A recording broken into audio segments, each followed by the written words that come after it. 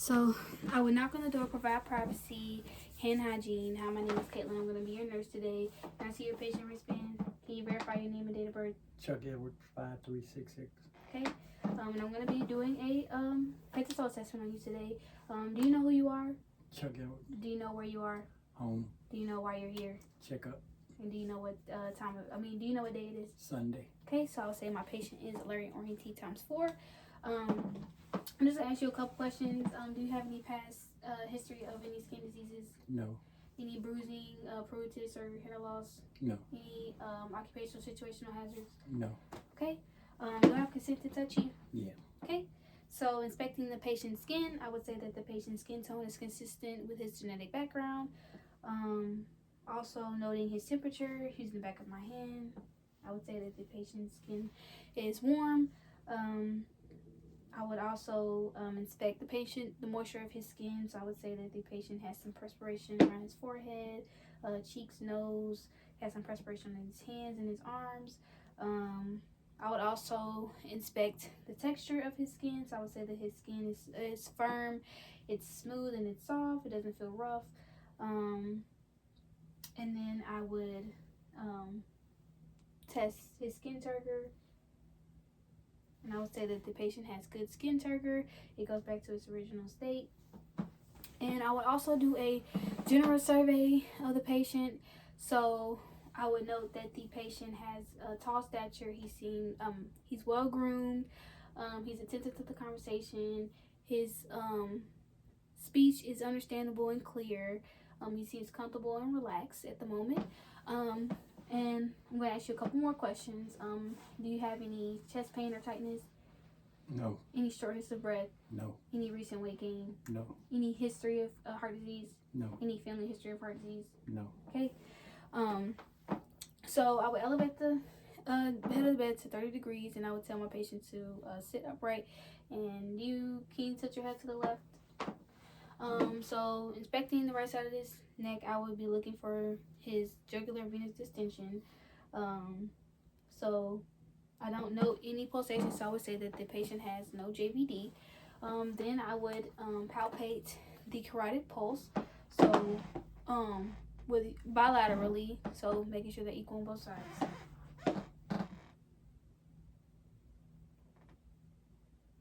I would say that the patient has good pulsations and that they are equal on both sides. Then I would auscultate for breathing using the bell of my stethoscope. So can you hold your breath?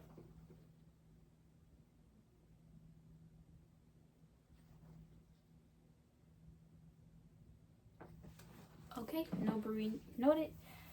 Then I would auscultate the 5 cardiac areas with the diaphragm and the bell. So using my diaphragm, starting with aortic, which is at the right second intercostal space, pulmonic at the left second intercostal space, Erb's point at the left third intercostal space, tricuspid at the left lower sternal border, and the mitral at the left fifth intercostal space at the midclavicular line.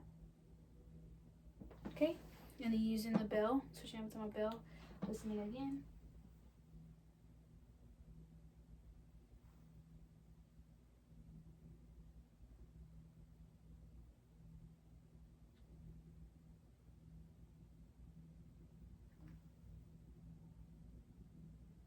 Okay, so I would say that patient has good S1, S2 sounds, no S3, S4 sounds, no murmurs, no rubs. Then I would auscultate his apical heart rate for 60 seconds using my diaphragm.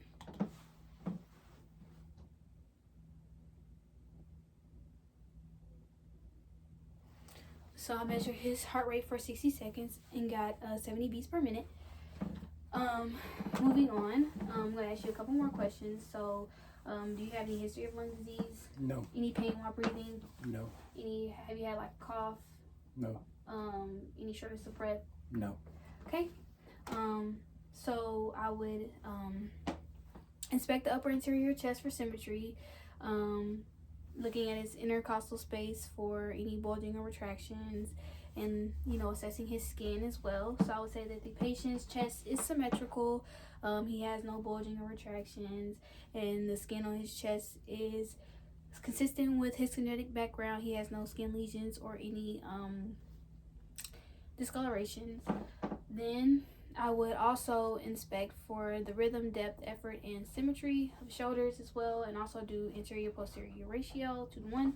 So I would say that his shoulders are symmetrical, his breathing is natural, it's not forced, and it's at a normal rate. And then also do a 2 to 1 ratio, so 2 to 1. Then I'm going to palpate his interior chest for tenderness, crepitus, and tactile firmness. So, is this tender? No. Okay. Patient has no tenderness and no crepitus. So, now can you say 99? 99, 99, 99, 99. Okay. Patient's vibrations are bilateral. Then I'm going to percuss for resonance.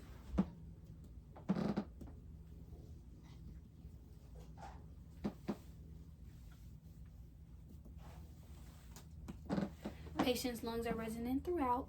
Then I'm going to auscultate my diaphragm. Take deep breath in and out with your mouth open. Slow breaths.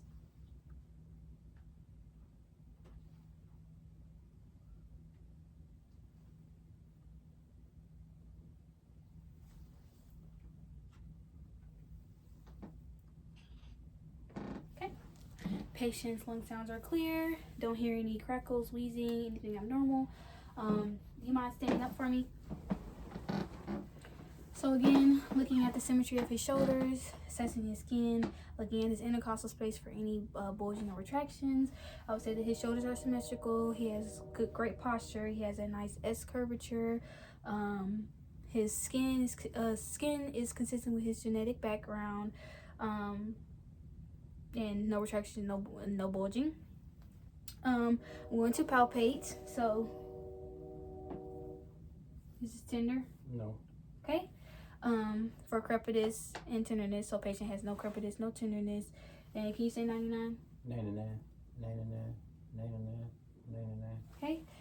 Vibrations are bilateral. Then I'm going to percuss, so for resonance.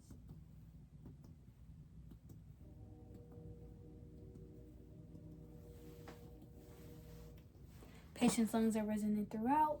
And then I'm going to test his lung expansion to make sure that it's equal. So can you take a deep breath in? Okay. Patient's lungs expansion are equal on both sides. Then I'm going to auscultate. Deep breath in and out.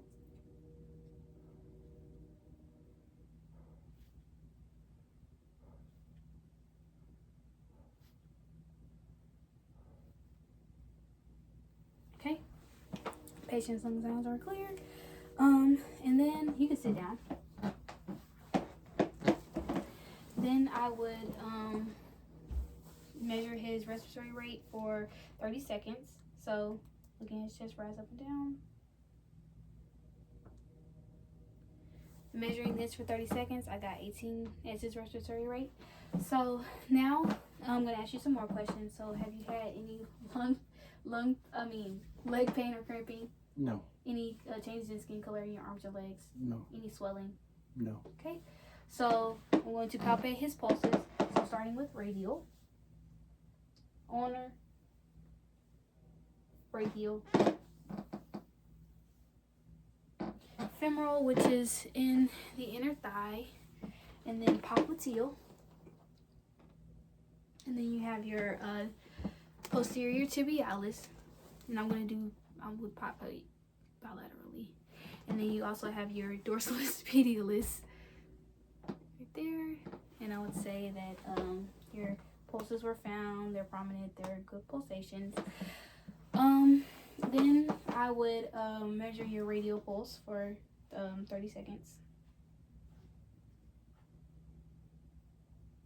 Measuring this for 30 seconds, I got 60 beats per minute. And then I'm going to test for pitting edema. So See your leg? Okay, so I'm going to pinch no longer than 5 seconds. And I'm just going to see if there's any indentations. Going all the way to the top of his foot.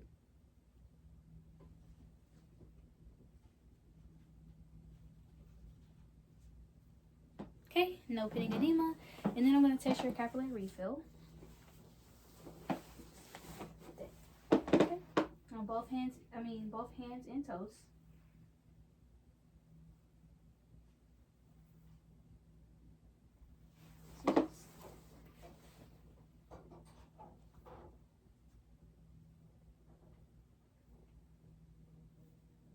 Okay, capillary refill is less than 3 seconds. So, when doing the abdomen, I'm gonna have the patient lying flat on his back, and the bed will be at 0 degrees. So do you mind laying flat on the bed? And I'm gonna ask you a couple of questions. Have you had any abdominal pain? No. Any abdominal history of like abdominal surgeries or anything? No. Any nausea or vomiting? No. Okay. Do you mind lifting up your shirt? So now I'm going to inspect his abdomen. I'm going to look for any skin lesions or any discoloration. So looking at his abdomen, I would say that the patient has no skin lesions, no discoloration. His skin color is consistent with his genetic background. Then I would auscultate his abdomen in 4 quadrants with the diaphragm first, listening for bowel sounds. Starting at the, might be a little cold, starting at the right lower quadrant. Right upper quadrant, left upper quadrant, and left lower quadrant. And bowel sounds are prominent in all 4 quadrants. Now switching over to my bell, I'm going to listen for bruit above the belly button. Might be cold. No bruit noted.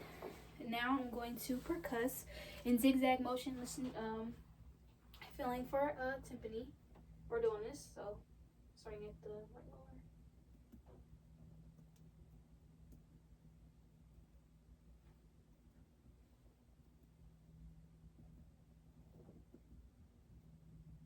Okay, tympani is predominant in all 4 quadrants.